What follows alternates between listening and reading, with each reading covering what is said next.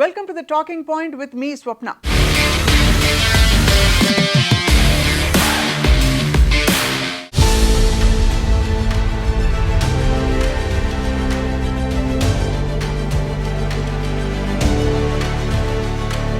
కల్కి సినిమా పుణ్యమా అని అశ్వత్థామ గురించి చర్చ జోరుగా జరుగుతోంది.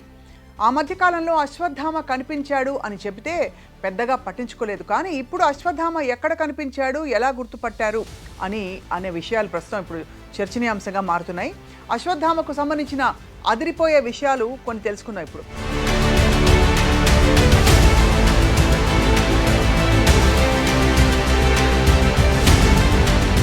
అశ్వత్థామ ఒక చిరంజీవి. ఆయన కలియుగం చివరి దాకా జీవించి ఉంటారు అని పురాణాలు చెప్తున్నాయి. రామాయణ కాలంలో హనుమంతుడు ఎలా అయితే చిరంజీవిగా మిగిలిపోయారో అలాగే మహాభారత కాలంలో అశ్వత్థామ కూడా చిరంజీవిగానే నిలిచారు. అందువల్ల కొంతకాలం పూర్తయ్యేదాకా ఆయన చిరంజీవిగా ఉంటారు. ఇక కల్కి సినిమా కూడా అశ్వత్థామ చుట్టూనే కథ తిరుగుతుందని చూసాం కదా. అశ్వత్థామ జీవించే ఉన్నారు అని, కలి పురుషుడిని ఎదుర్కొనేందుకు, ఈ లోకానికి మంచి చేసి కాపాడేందుకు ఆయన ప్రయత్నం చేస్తున్నారని చెప్పి చూపించారు. దీన్ని బట్టి అశ్వత్థామ కలియుగం చివరి దాకా జీవించి ఉంటారని మనం ఆఫ్ కోర్స్ కన్క్లూడ్ చేసుకోవచ్చు.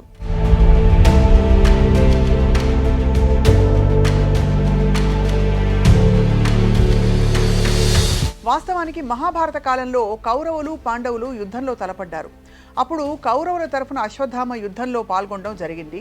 తండ్రి ద్రోణాచార్యుడిని దొంగచాటుగా హతమార్చారు అని తెలిసి అశ్వత్థామ పగతో రగిలిపోతారనమాట. దీంతో పాండవుల వంశం లేకుండా చేయాలని చెప్పి రాత్రిపూట నిద్రపోతున్న పాండవుల కుమారులైన ఉప పాండవులను దొంగచాటుగా చంపేస్తాడనమాట.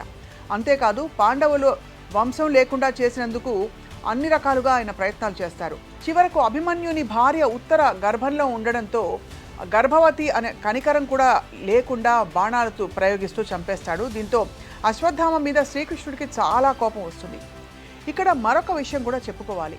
అశ్వత్థామకు చిన్నతనంలోని ఒక వరం ఉంది. అది ఏమిటంటే ఆయన నుదుటన చిన్న వజ్రాభరణం పొదిగి ఉంటుంది. ఇది చాలా చాలా మహిమ గలది, పవర్ఫుల్ అన్నమాట. ఈ ఆభరణం ఉండడం వల్ల అశ్వత్థామకు ఆకలి ఉండదు, దాహం వేయదు, నీరసం రాదు. అసలు అశ్వత్థామ చిరంజీవి, పైగా ఈ ఆభరణం తోడు ఉంది. దీంతో ఆయన యుద్ధంలో తీవ్రంగా రెచ్చిపోతాడు. గర్భవతి మీద కూడా బాణాలు వేయడం అని చూసి మండిపోయిన శ్రీకృష్ణుడు దృష్టి పెడతాడు. తెలివిగా అశ్వత్థామను దృష్టి మళ్లించి ఆభరణాన్ని పక్కన అలా పెట్టిస్తాడనమాట. అక్కడితో ఆ ఆభరణాన్ని అశ్వత్థామ పోగొట్టుకుంటాడు. ఈలోగా యుద్ధం పూర్తవుతుంది. అశ్వత్థామ పరిస్థితి చాలా దయనీయంగా మారుతుంది. ద్వాపర యుగం పూర్తయ్యాక కలియుగంలో అశ్వత్థామ అడవుల్లోకి చేరినట్టు చెప్తారు. కానీ అందరూ ఊహించినట్లు అశ్వత్థామ హిమాలయాల్లో లేరు. ఆయన నర్మదా నది ఒడ్డున వింధ్య అలాగే సాత్పురా పర్వతాల్లో ఉన్నారు. అక్కడ ఉన్న ఉజ్జయిని నగరంలో 10 సంవత్సరాలకు ఒకసారి నర్మదా నది పుష్కరాలు జరుగుతాయి కదా. సో ప్రతి పుష్కరాల్లో అడవుల్లోంచి అశ్వత్థామ బయటికి వచ్చి కనిపిస్తూ ఉంటారు. చాలా భారీ శరీరంతో, ముఖం మీద గాయాలతో అశ్వత్థామ కనిపించినట్లు చెప్తూ ఉంటారు.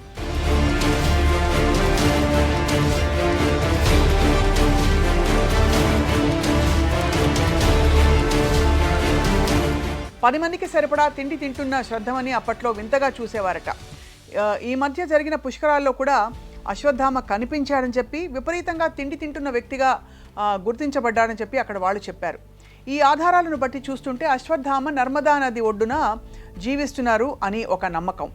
నమ్మకానికి ఆధారాలతో పని ఉండదు అని మనకు తెలుసు. కానీ ఇప్పుడు కల్కి సినిమాతో తెరపై అశ్వత్థామ కనిపించి అదరగొట్టారు. ఇంతకీ ఆయన మంచాయన కాదా? మీరే తెలుసుకోండి. Thank you all for watching the talking point.